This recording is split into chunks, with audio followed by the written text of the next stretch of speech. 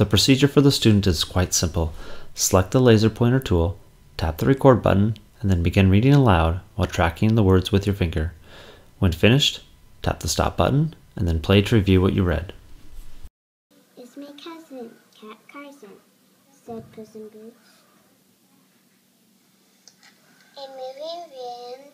It's in this moment of self-assessment that a student discovers for him or herself where they're struggling or how far they've progressed.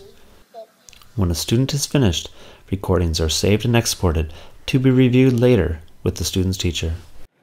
Then he smiled and said, "I know you were planning to take a math test this morning. Tests aren't fun."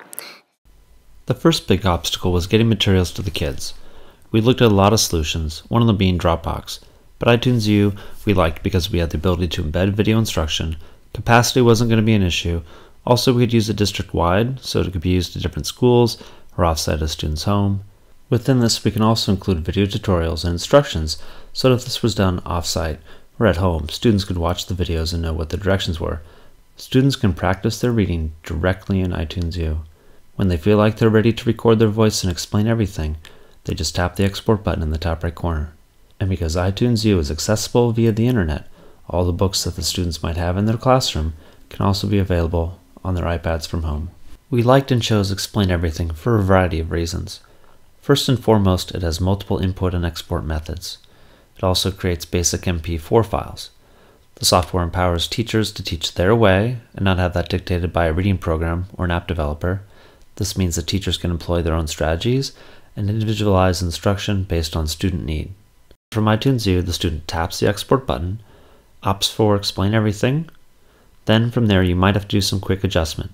Depending on the source, you may have to move the PDF around on the page to make sure all the words on the page are visible. This probably won't take very long. Once you're ready, tap on the laser pointer tool, hit the record button, and begin reading aloud.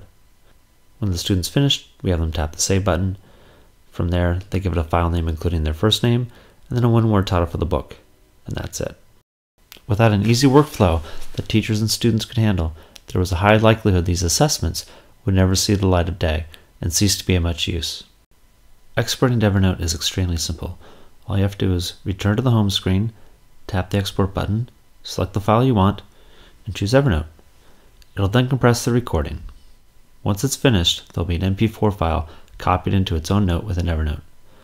A student could easily do this procedure, but it's probably best if a teacher does it since it does take a few minutes. Once a recording has been exported to Evernote and filed, a teacher can easily go to his or her class, an individual student, and listen to any recording of any student that has been submitted. "My teacher, my dad."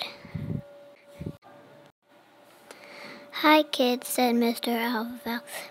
"I'll be your teacher." When a teacher's done listening to a recording or reviewing with the student, a teacher can make notes and suggest a strategy directly within the individual note.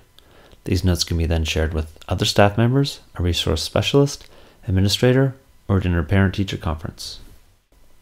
I'm really hoping I can connect with other inspirational educators who can help me further refine this project and aid even more students become even better readers.